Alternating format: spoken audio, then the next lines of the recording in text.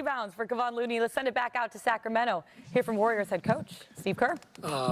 Before I take questions, I want to say congrats to Sacramento, to Mike and his staff and his team. They were incredible. Had an amazing season, and this was a fantastic series. I mean, just great basketball for 7 games. They've had,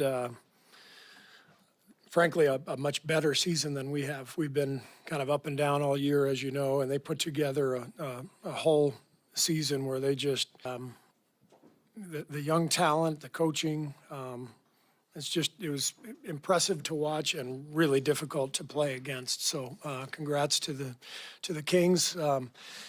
We are thrilled to move on, and there's a lot to discuss.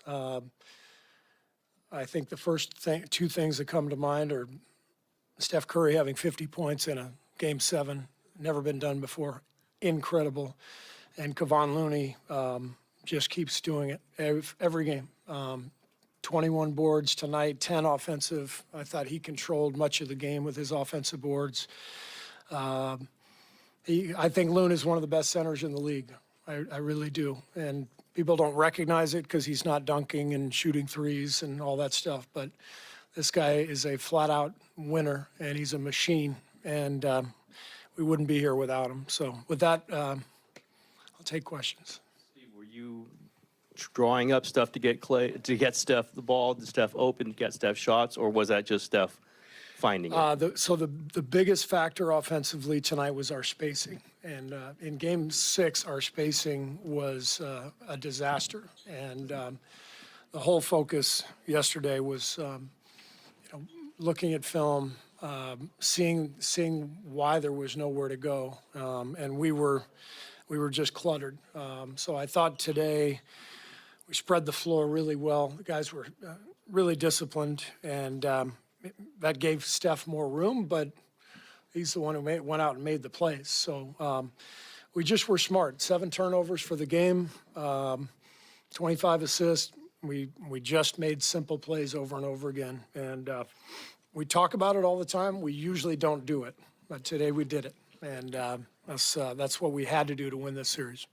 Steve, a lot of people talk about championship DNA, and sometimes that talk kind of elicits rolls of the eyes and, like, oh, is there really such a thing? Did we just see that?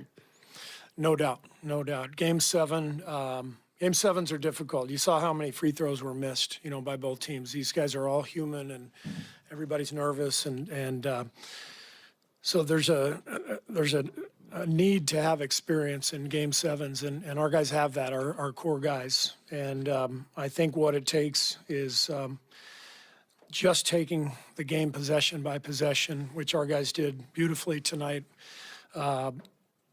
Not thinking about the outcome, just thinking about the process, and repeating and repeating and repeating, and breathing during the timeouts, and staying locked in and staying focused. And our guys did that.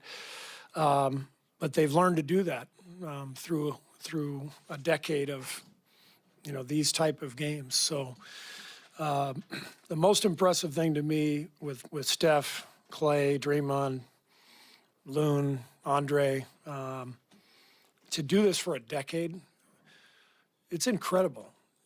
The energy that it takes to fight off challengers year after year, and to have to prepare and win big games, and doing it over and over again. It's a reason these guys are Hall of Famers and champions. This is not a 1-year flash in the pan. This is a decade that they've done it, and it's incredible to watch. Steve, a couple times you were caught on TV talking to Steph on the sidelines. Can you tell us a little bit about what you were saying to him? And also, you've seen him a lot, so does he ever surprise you, what he does? He doesn't surprise me. We all take him for granted because he's brilliant night after night, and we've been watching this for 10 years. And we just, you just have to remind yourself every once in a while, big picture. This is one of the great players in the history of the game.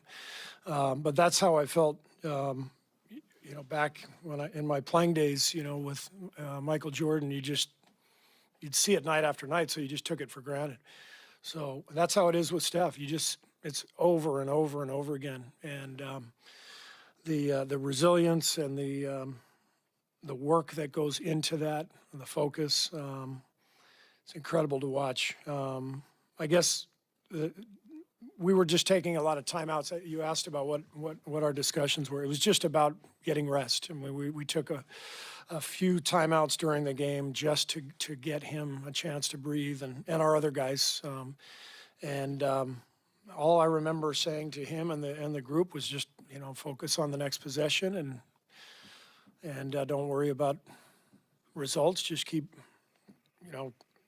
doing all the things we've talked about all series long. Rebounding, taking care of the ball, possession after possession. And if tonight was the best game plan discipline that we've had all year for sure, and one of the great games that I can remember since I've been here in terms of being that locked in for 48 minutes, and that's what it took. Tony Harvey, NBC Sports Radio. Coach Kerr, the other night, that 11:30 regular season on the road record, that's distant memory. You done won the last 2 straight in this building on the road. Did it kind of like justify, what you meant the other night when you won here, that this is what your team looked like, when they're all together and they're all healthy? Yeah, but the other night, that's what our team looks like sometimes too, in Game 6. And it's not easy to do this, to have a performance like this. You can't do that every night. So there are going to be letdowns. And the other night, we played poorly, and Sacramento was great, and that's why we had to come in here and do what we just did today. But that's what the playoffs are about. You have to be able to bounce back and respond and win on the road, and our guys have been doing that for a long time. Coach, over here, you said pregame you were going to have some adjustments that you weren't going to share with us. Can you elucidate those a little bit now and the thought process behind some of those? Not really, because we play the Lakers in 48 hours, and I don't really want to say anything. I think the one thing I'll mention is just what I said before. Our spacing was just dramatically better tonight, and because we were so bunched together the other night, we just couldn't execute, and we turned it over. And so, given that the spacing was better, we were able to execute offensively, and that I thought our offense really helped our defense tonight. We gave up 5 points off 7 turnovers. The other night it was like 19 turnovers for 23, 24 points. That's the game right there. And along with the rebounding, we had 18 offensive boards. So, this has been a possession series. Whichever team has controlled possessions has generally won. So I thought that was the key tonight. I'd normally wait the day to ask you, but you mentioned it right there at the Lakers Tuesday night. Early thoughts on the series and the fact that it is coming so quickly. There's, I think, only one day off between every game. Well, we're excited just to have the opportunity. I think the Lakers changed their team dramatically at the trade deadline. They made some brilliant moves and became an entirely different team. And Darvin has done an incredible job guiding that team. They're excellent defensively. We know they've got, one of the all-time greats in LeBron, but a lot of talent across the roster. So it's going to take a big effort to beat them. We know how good they are. Coach here, Ruth for Hispanic Sports Media.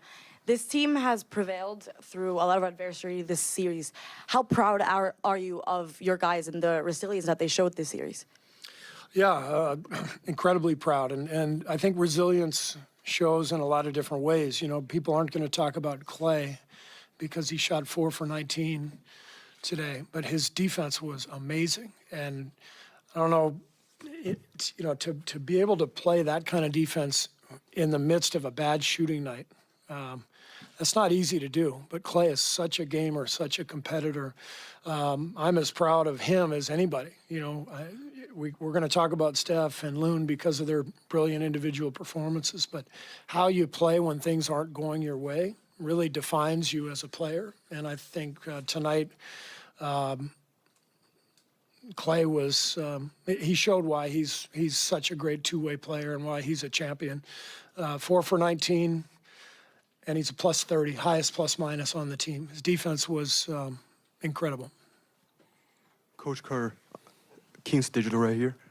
First of all, congratulations on advancing to the next round. I know you already touched about this at the beginning, but wanted to hear your thoughts on the Kings team and what is the future looking like for this young group of guys moving forward? Yeah, well, they have a really fun team, a beautiful offense. They did a great job of putting a system in place that maximized their talent, and it was beautiful to watch them play this year. And they got a lot of young guys and great coach, and they've made really good decisions organizationally. So they have a very bright future, and we have a lot of respect for them. Steve, as you know, in the home road splits this year, your defense was the biggest sort of factor. Right? Yeah. The points given up, the percentages. You only allowed 42 points tonight in the second half. Yeah. I don't think they scored in the first 4 Right. minutes of the fourth quarter. Yeah. How much of that was just the urgency and desperation of Game 7? How much is it something Draymond was doing? How much, you mentioned Clay. What sort of sparked that? Well, you can eliminate the 41 road games we played in the regular season because we're a different team now. We're whole. We have Gary Payton back on the roster. We have Wiggins back in the mix, and we've talked about this, but this group has been together for 10 years, so it's not easy to get up for game after game after game. So we had a lot of struggles this year for a lot of reasons, but we're whole now, and this is an excellent defensive team, and it's an excellent road team. So forget all the other stuff that happened earlier. Steve, back here. Chris Biederman, Sacramento Bee. Kings fans take a lot of pride.